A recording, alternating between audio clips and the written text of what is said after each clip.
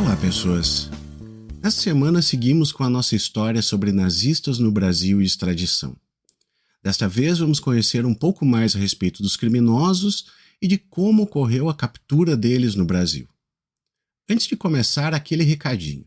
Apoie o Vira-Casacas, espalhe a palavra entre seus amigos, obrigue as pessoas a ouvir e, se puder, contribua financeiramente no apoia.se/viracasacas ou na orelo.cc. Qualquer ajuda é muito bem-vinda. Agora sim, vamos ao episódio. Neste ponto, então, iniciamos um esforço de realizar uma biografia acerca dos atores em análise, Franz Stangl e Gustav Wagner.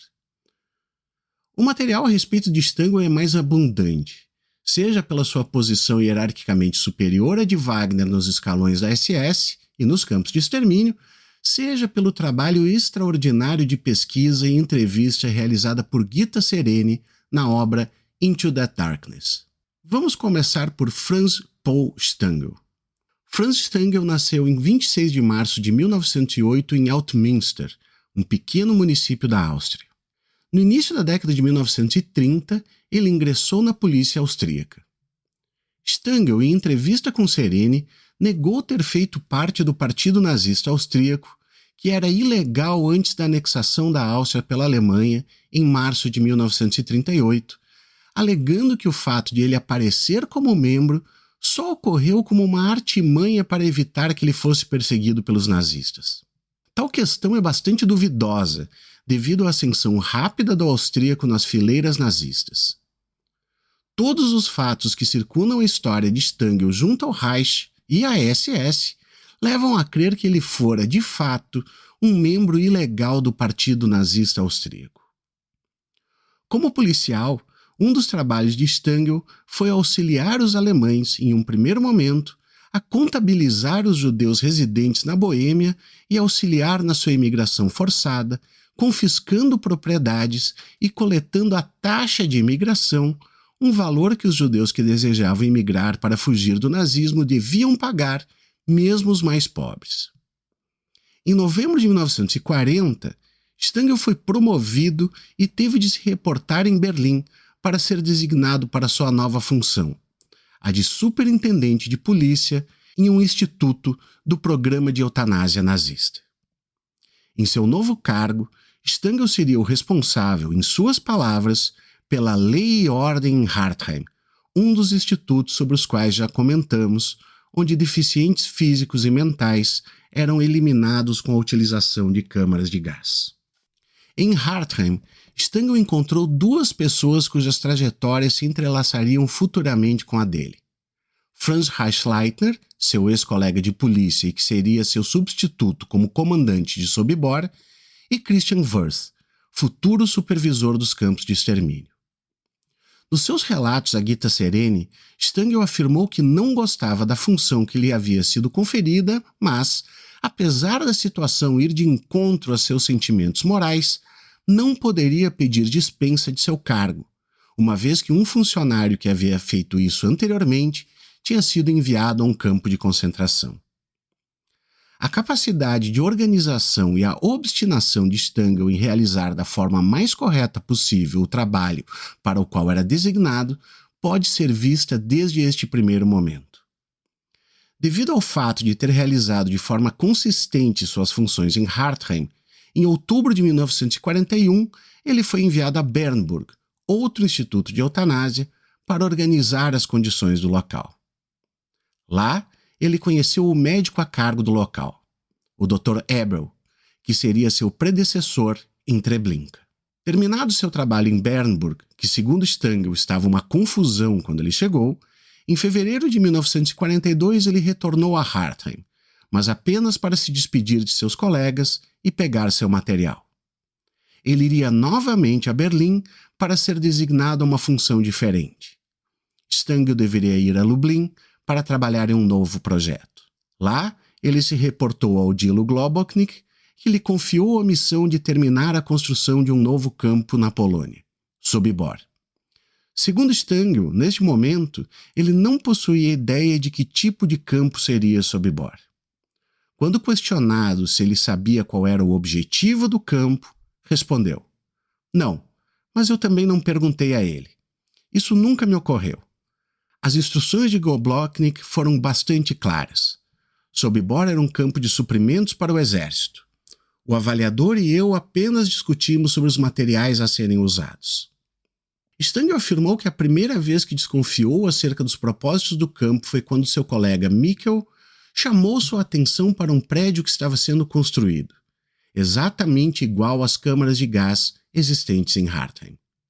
Depois disso, o nazista foi até Belzec, onde teve sua primeira visão do extermínio de judeus. Foi então que ele teve a confirmação do que ocorreria em Sobibor. Stangl retornou a Sobibor e continuou os trabalhos de construção. Quando a maioria dos prédios estava pronta, um teste das câmaras de gás foi realizado e em 16 ou 18 de maio de 1942, o campo começou a operar plenamente. Durante o período em que Stangl comandou Sobibor, estima-se que 100.000 judeus foram mortos. Muito pouco pode ser dito a respeito de Stangl em relatos advindos de sobreviventes de Sobibor. Em primeiro lugar, porque o comandante era raramente visto tendo contato com os prisioneiros. Segundo, pois raríssimos prisioneiros sobreviveram desde o início das operações no campo até a sua extinção. Um dos poucos que pôde relatar a respeito de Stangl foi Stanislau Smaghner. Em seu livro Inferno em Sobibor, Smaghner, que trabalhou entre outras profissões como um ourives, fazendo joias para os membros da SS, entre eles Stangl e Wagner, descreve o comandante do campo como um homem baixo e muito bem vestido, com um paletó branco, que tratou cordialmente o judeu quando conversou com ele, mas sempre deixou claro que possuía o poder de vida e morte em suas mãos.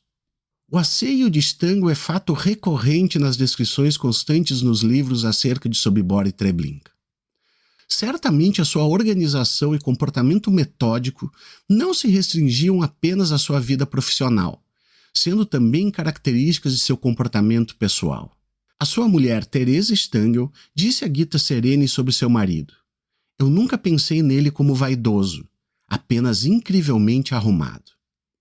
Usava as botas lustrosas, o paletó branco e as luvas impecáveis, apesar de ter em suas mãos o sangue de centenas de milhares de pessoas." O fato é que Stangl conseguiu construir uma máquina de extermínio muito bem organizada e lubrificada, que cumpria com todos os objetivos de um campo de extermínio, desde enganar os recém-chegados como se estivessem desembarcando em um simples campo de trabalho, até os assassinatos em massa, o descarte dos corpos e o confisco dos bens para financiamento dos esforços de guerra alemães. Ainda menores são os relatos a respeito da participação pessoal de Stangl em assassinatos ou agressões individuais. Enquanto Stangl realizava um trabalho considerado admirável pela cúpula nazista, Treblinka enfrentava uma situação caótica.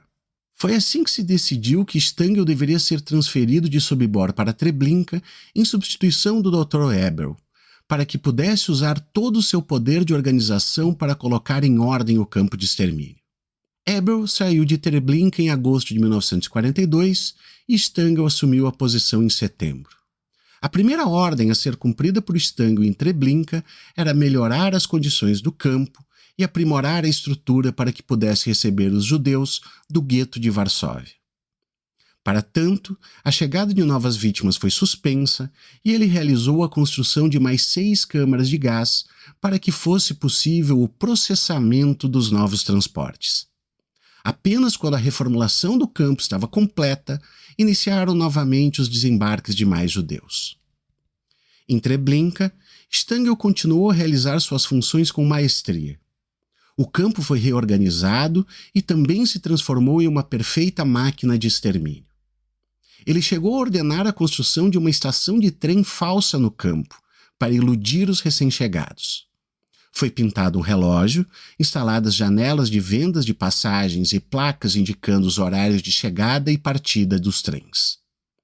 As condições dos poucos prisioneiros mantidos vivos também melhoraram, mas o nazista nada fez para parar as barbáries cometidas no campo. Pelo contrário, cumpriu fielmente sua função de otimizar a eficiência das atrocidades.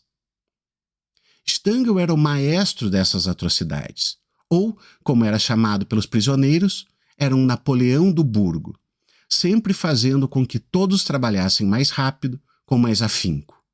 Nas suas próprias palavras, tudo o que eu fiz por vontade própria, eu tinha que fazer da melhor forma possível. Eu sou assim.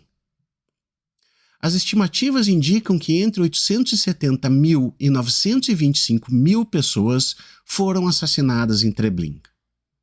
Stangl, motivado apenas pelo seu senso de dever, participou ativamente para que isso acontecesse.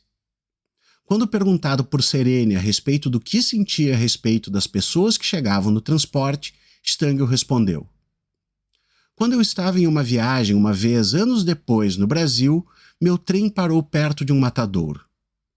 O gado no curral, ouvindo o barulho do trem, andou até a cerca e olhou para o trem.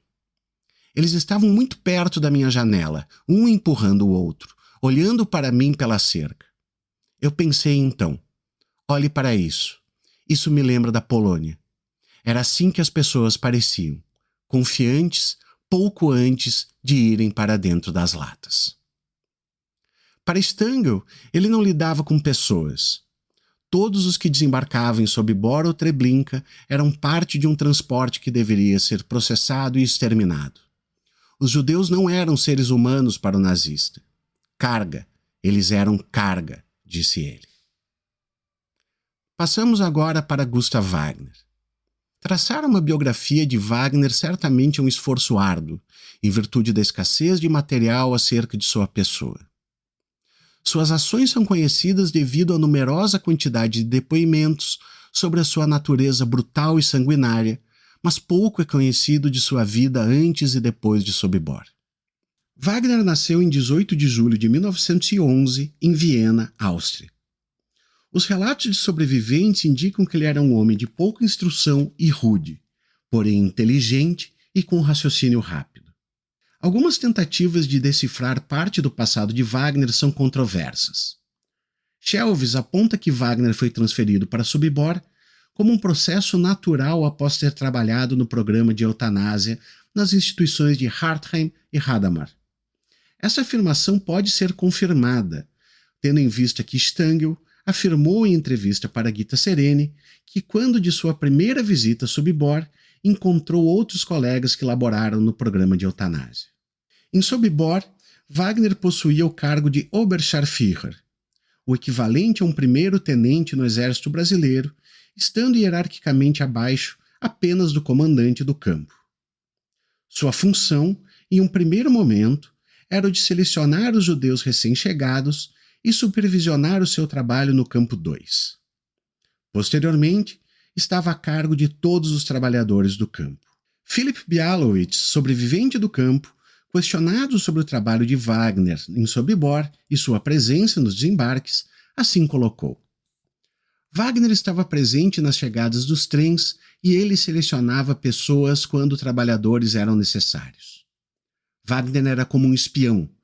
Ele andava pelo campo ouvindo tudo, tentando entender algo do que as pessoas diziam. Ele era muito inteligente. Se ele estivesse no campo quando da revolta, ela nunca teria sido bem-sucedida. Ele teria sentido o cheiro de que algo estava errado. Ele estava por todo o campo. Nós todos vivíamos com medo dele porque sua brutalidade era muito grande. Se ele visse alguém fazendo algo que não gostasse, ele bateria nele, algumas vezes até a morte, ou o levaria para o campo 3 e somente as suas roupas voltariam. Ele queria ver sangue. Esta era sua satisfação." As descrições de Wagner afirmam a sua grande força física e a sua brutalidade. Philipp Bialowitz assim descreve Wagner: "O sadismo dos oficiais da SS atinge seu ápice na forma de Gustav Wagner. Ele é jovem, louro e forte, o maior estereótipo do ariano que qualquer alemão já viu. A combinação de força física, inteligência e brutalidade de Wagner fazem dele o mais formidável de todos os homens da SS no campo. Wagner é um verdadeiro sádico, um monstro que procura por qualquer razão e por nenhuma razão para nos bater, algumas vezes até a morte. Ele é sempre perigoso, mas especialmente quando está de mau humor. porque então ele certamente encontrará uma nova vítima em quem descontar suas frustrações. Na mesma linha, possuímos o relato de Regina Zielinski, a única sobrevivente de Sobibor residente na Austrália. Wagner, em particular, era um indivíduo violento, sádico e brutal. Espancamentos e fuzilamentos pareciam ser seu desejo mais básico, as únicas coisas que satisfaziam seu apetite por sangue. Ele parecia ser o oficial mais ativo do campo. Se tornou quase normal se testemunhar ou ouvir falar sobre o terrível apetite de Wagner por atirar em prisioneiros sem qualquer razão e pelos espancamentos brutais. Wagner possuía dentro do campo um poder quase supremo. Em primeiro lugar, quando da chegada de um novo transporte, era ele que selecionava aqueles que viveriam, trabalhando no campo, e quais seriam enviados imediatamente às câmaras de gás. Ainda, sua supervisão sobre os trabalhadores era extremamente violenta, ficando impossível a contabilização de quantos prisioneiros ele assassinou pessoalmente. O mais chocante entre os crimes de Wagner foi, sem dúvida, o assassinato a sangue frio de um bebê diante dos olhos da mãe. Esther Raab, presente no momento do crime, relata que uma prisioneira conseguiu esconder sua gravidez e teve a criança dentro do campo. Em um determinado dia, Wagner entrou na oficina de costura onde ela trabalhava e ouviu o bebê. Wagner lhe deu a escolha de entregar a criança ou morrer com ela. A mãe, desesperada, cuspiu no rosto do nazista que, enfurecido, atirou na criança diante da prisioneira e depois atirou nela também. As barbáries cometidas por Wagner eram de tal monta que apenas podem ser descritas nas palavras de Regina Zielinski. Eu não posso dizer que ele era um animal, porque um animal só ataca se estiver com fome ou assustado. Ele era pior que um animal. Os relatos de sobreviventes sobre as atrocidades cometidas por Wagner são inúmeros, a ponto de lhe renderem, após o fim da guerra, a alcunha de a besta de Sobibor. Frio, cruel, inteligente e desumano, Wagner esteve no pequeno grupo de oficiais da SS de Sobibor responsáveis pelo assassinato de centenas de milhares de pessoas. Podemos passar agora a falar a respeito da fuga dos nazistas. A decisão de terminar a Operação Reinhard foi tomada por Himmler em março de 1943. A operação havia sido um sucesso e a grande maioria dos judeus do governo geral já havia sido exterminada. O primeiro campo a ser liquidado foi Belzec, seguido por Treblinka. Em outubro de 1943, o mesmo aconteceu com Sobibor. Terminada a Operação Reinhard, Globoknik foi promovido por Himmler a alto líder da SS e polícia em Trieste, no noroeste da Itália. Em setembro de 1943, ele partiu com um grupo de oficiais da SS de sua confiança, inclusive Stangl.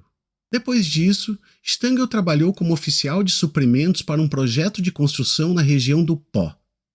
Por volta de agosto de 1944, Stangl ficou extremamente doente, o que lhe rendeu, após curado, uma passagem para Berlim, onde ele encontrou o caos absoluto. O nazista procurou desesperadamente por auxílio na Alemanha, mas o Reich começara a desabar e só restava a ele tentar fugir dos aliados. Mas ele não conseguiu fazer isso por muito tempo. Em julho de 1945, Stangl foi capturado e colocado no campo de prisioneiros de guerra de Glasenbach. Segundo Simon Wiesenthal, Stangl fora preso automaticamente pelo fato de ter sido um ex-oficial da SS, mas ninguém tinha ideia de que ele havia sido o comandante de Sobibor e Treblinka. Stangl passou por investigações de rotina, tendo dado apenas respostas vagas, sem conexão com seu passado na Operação Reinhard.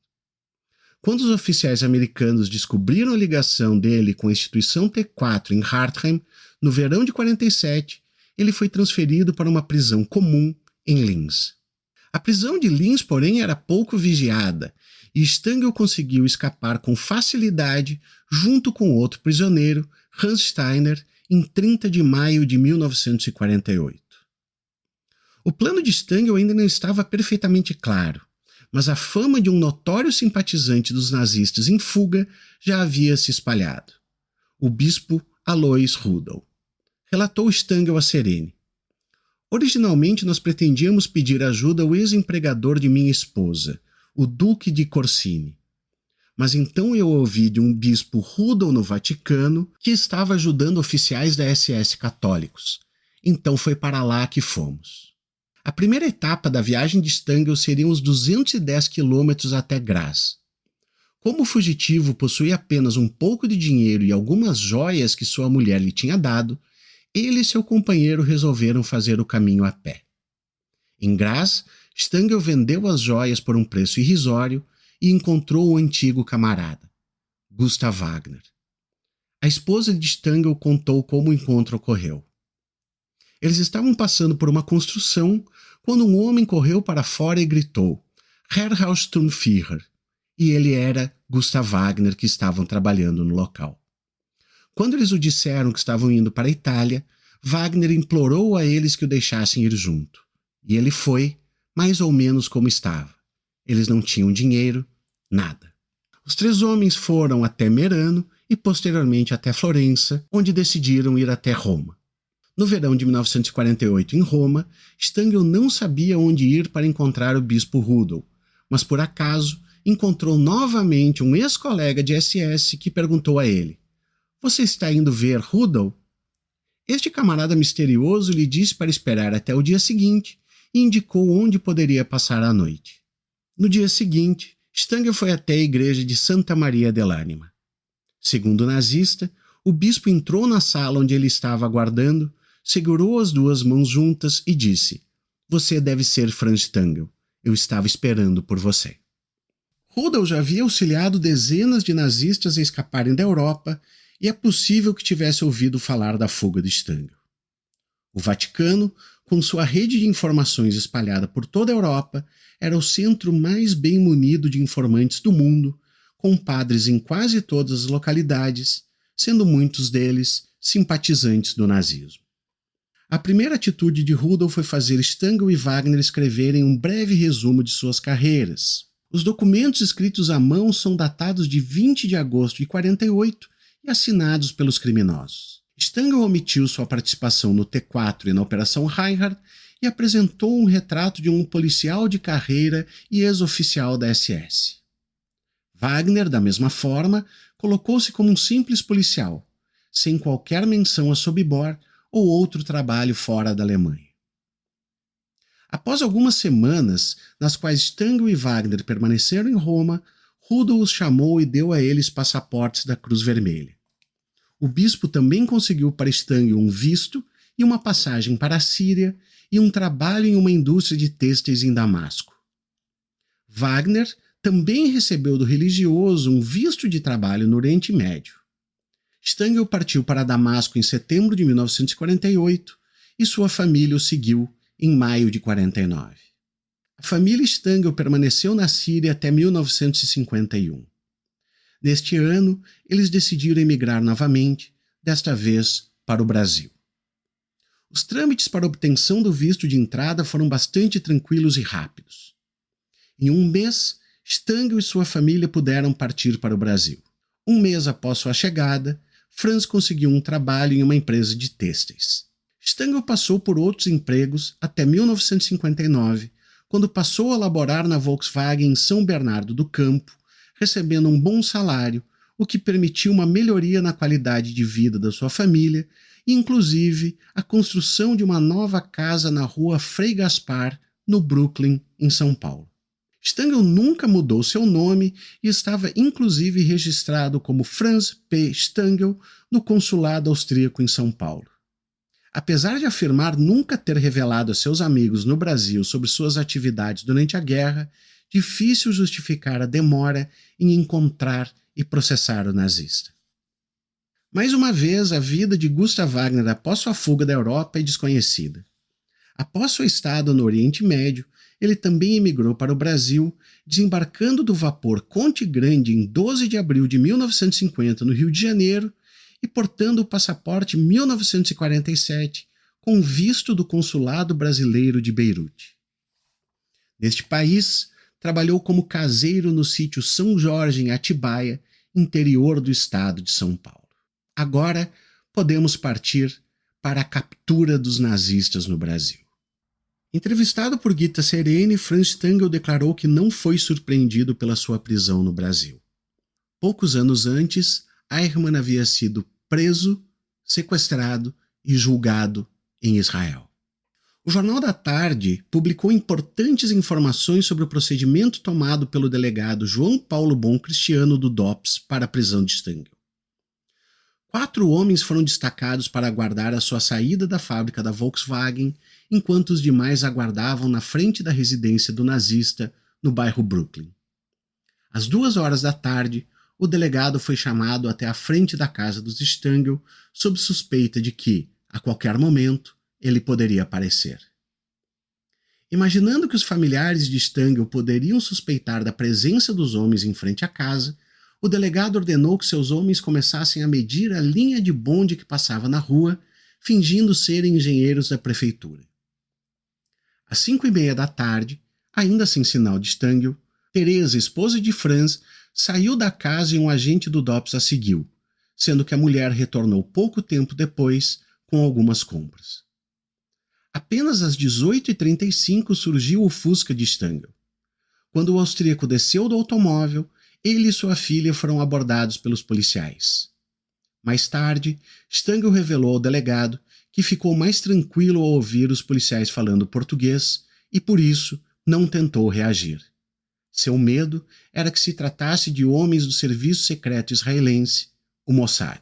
Em abril do mesmo ano, foram recebidos os pedidos de extradição oriundos dos governos da Áustria, Alemanha e Polônia. Certamente o destino de Stangl não seria este se não houvesse existido a participação e insistência do caçador de nazistas Simon Wiesenthal. Este, em seus livros, conta como chegou ao paradeiro de Stangl. Wiesenthal diz que em 21 de fevereiro de 1964, uma mulher adentrou seu escritório em Viena chorando. Herr Wiesenthal, disse ela, eu não tinha ideia que minha prima Teresa estava casada com um homem tão terrível. Um assassino em massa. É terrível. Eu não consegui dormir a noite toda. Wiesenthal estava certamente atordoado pelo fato e colocou que, seguindo suas regras de tratamento com testemunhas, não pediu o nome e demais dados da mulher, apenas perguntando onde os Stangls estavam vivendo. Ao que ela respondeu, por quê? No Brasil, é claro. Wiesenthal conta ter tentado realizar outros questionamentos à mulher, mas ela percebera que havia falado demais e se retirou. Por coincidência, talvez, o caçador de nazistas conta ter recebido no dia seguinte mais um visitante misterioso e inesperado. Desta vez, um ex-membro da Gestapo, que dizia ter informações para passar sobre o paradeiro de Stangl, desde que Wiesenthal lhe pagasse para obtê-las. O homem misterioso pediu inicialmente a soma de $25.000 pela informação, ao que recebeu uma vigorosa resposta negativa de Wiesenthal. A conversa que segue, descrita por Wiesenthal, é pesada e emblemática. Perguntou então o homem, muito bem, eu vou fazer um preço especial para você. Quantos judeus Stangl matou? Ao que obteve a resposta, ninguém nunca vai saber exatamente quantos morreram enquanto ele estava no comando de Treblinka. Talvez chegue a 700 mil. Diante disso, o homem bateu o punho na mesa do escritório e disse, eu quero 1 centavo por cada um deles. Vamos ver? São $7.000. Uma barganha. Wiesenthal controlou ao máximo seus impulsos de escorraçar o homem e concordou, mas apenas pagaria após a prisão de Stangl, sem dar qualquer garantia disso. Ao final da negociação, o homem revelou. Stangl trabalha como mecânico em uma fábrica da Volkswagen em São Paulo, Brasil. É certo que a história relatada por Wiesenthal até este ponto causa certa estranheza. Stangl passou 22 anos livre no Brasil, sem se esforçar minimamente para ocultar sua identidade, e então, em 2 dias, o caçador de nazistas recebe 2 visitas de pessoas misteriosas, cujos nomes permanecem ocultos até hoje. Mas enfim, uma vez obtidos os dados através de seus informantes, Wiesenthal começou a mobilizar esforços para que Stangl fosse preso. Temeroso de que, se um grande número de pessoas fosse alertado e Stangl pudesse fugir, Wiesenthal tratou, no início de 1967, de organizar arranjos diplomáticos secretos entre o Ministério da Justiça austríaco e as autoridades brasileiras para que fosse viabilizada a prisão de Stangl, que finalmente ocorreria em fevereiro do mesmo ano. Gustav Wagner, por sua vez, vivia incógnito em um pequeno sítio em Atibaia. A cidade possuía, em 1980, pouco mais de 57 mil habitantes. Seu Gustavo, como era chamado pelos seus vizinhos, era um homem recatado e ninguém podia suspeitar de seu passado sanguinário.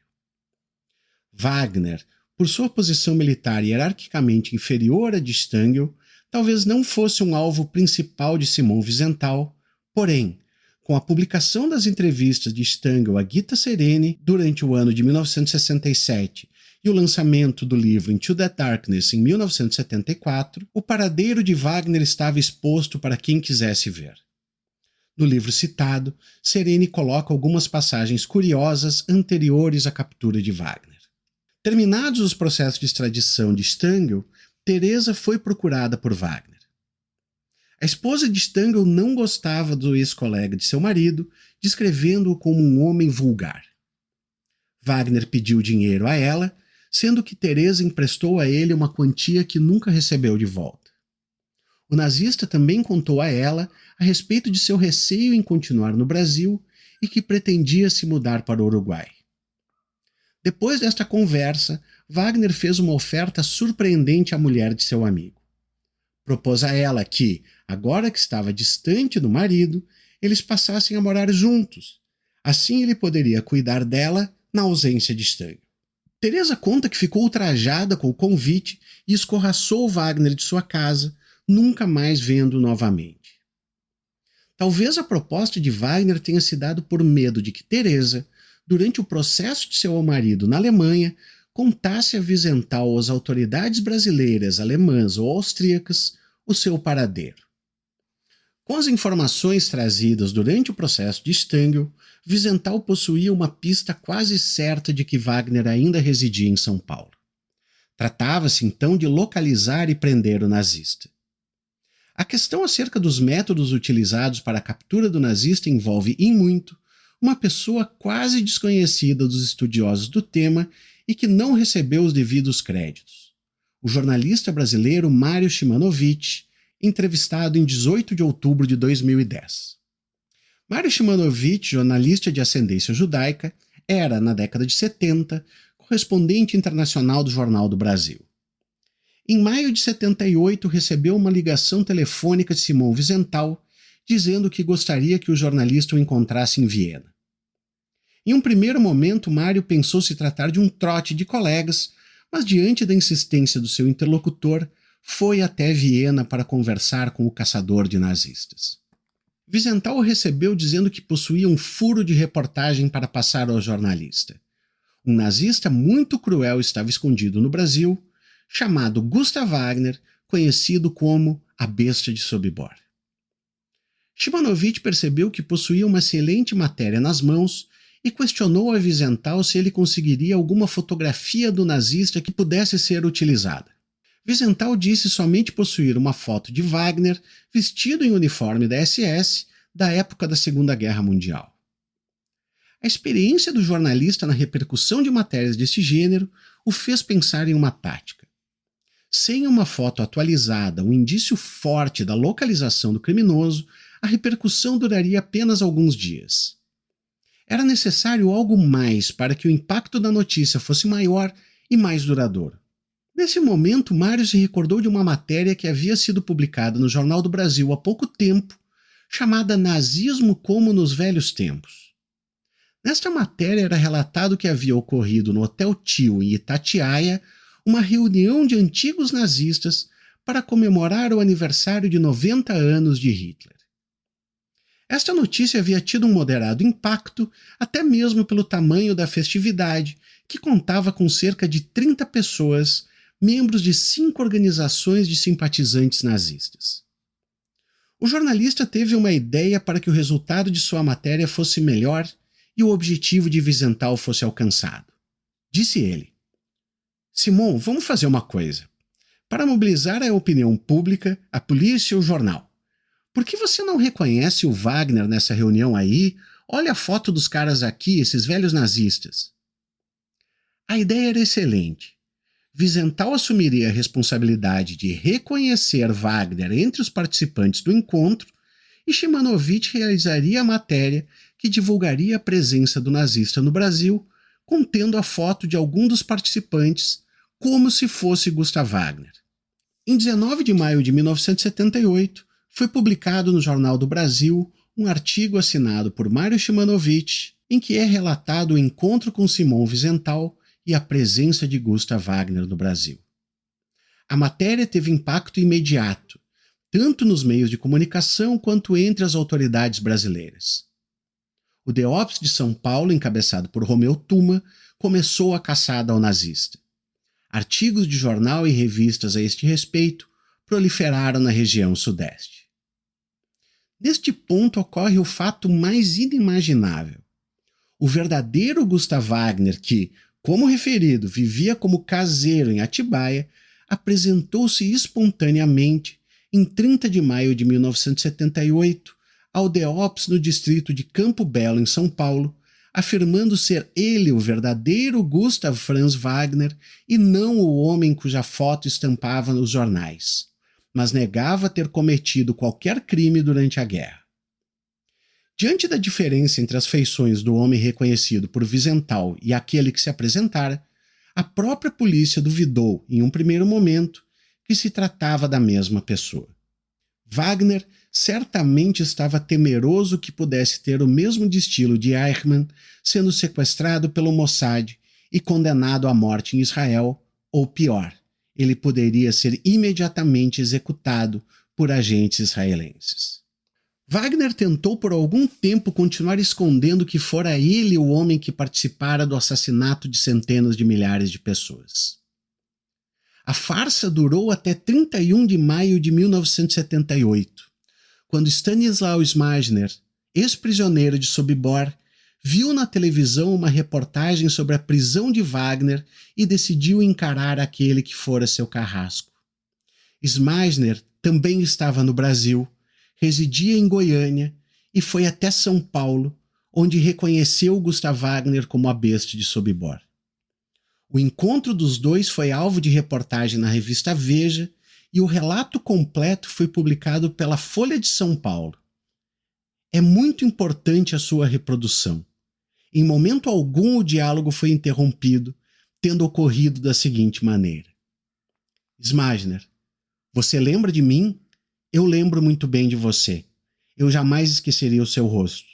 E você, pode lembrar de mim? Wagner, eu lembro sim. Eu também lembro de você. Eu tirei você do trem quando você chegou a Sobibor. Você e seus 3 irmãos. Isso mesmo. Você lembra sim. Só errou uma coisa. Dos outros 3, só um era meu irmão. Os outros 2 eram meus primos. Eu salvei a sua vida. Eu separei você para trabalhar na oficina de joias. Você era ourives, apesar da pouca idade. Eu salvei você porque separei você. Você não salvou a minha vida coisa nenhuma. Você me separou porque estava faltando ourives na oficina e eu era ourives. Meus pais não eram ourives e você mandou meus pais para a câmara de gás. Eu não matei ninguém. Eu só cumpri ordens. Eu não tinha posição de comando. Eu trabalhei como um comandante Paul Stangl, mas só ele mandava. Eu nunca mandei nada em Sobibor. Você mandava sim, e no começo era você quem recebia os trens cheios de judeus, separando os que iam morrer e os que iam esperar para morrer depois, porque ali todos iam morrer mais cedo ou mais tarde. E você separava os judeus a porretadas, batendo em todos, às vezes com um pedaço de pau, outras vezes com um chicote. Eu separava, mas não batia. Você não lembra bem de mim. Eu sempre fui muito humano e nunca matei ninguém. Eu só cumpri ordens em Sobibor. Seja homem e diga a verdade. Eu sou judeu e sou homem. Você é nazista e não é homem. Seja homem e diga a verdade. Diga toda a verdade. Seja macho uma vez na vida. Diga toda a verdade. Onde está a sua valentia de Sobibor, dos tempos de Sobibor, quando você matava os judeus, quando você era subcomandante de Sobibor? Você não é macho, você mente, você não poderá fazer isso por muito tempo. Você ainda vai me pagar por tudo isso. Eu mandei em Sobibor, sim, você sabe disso e mandei muito. Mas sabe o que é que você está pensando? Que tudo acabou? Que eu estou acabado? Eu tenho pena de você. Minha vida acabou, está bem, mas é a sua. A sua vida não acabou. Você pode viver muito tempo. E por isso vai dar tempo de você pagar o que você está me fazendo. Com o reconhecimento de Wagner por Smagener, somado aos dados pessoais do nazista recebidos através do consulado alemão e a documentação apresentada pelo advogado Idel Arones, representante do Estado de Israel, não havia mais dúvida quanto à identidade de Wagner. A prisão preventiva dele foi decretada pelo Ministério da Justiça e a República Federal da Alemanha, a Áustria e Israel solicitaram a extradição do acusado. A besta de Sobibor seria trazida à luz da justiça brasileira. Muito bem, pessoal, por hoje já é o suficiente. Na próxima vez, vamos falar a respeito dos processos de extradição sofridos por Franz Stangl e Gustav Wagner. Espero que vocês estejam esperando o próximo RT comentado. Até a próxima!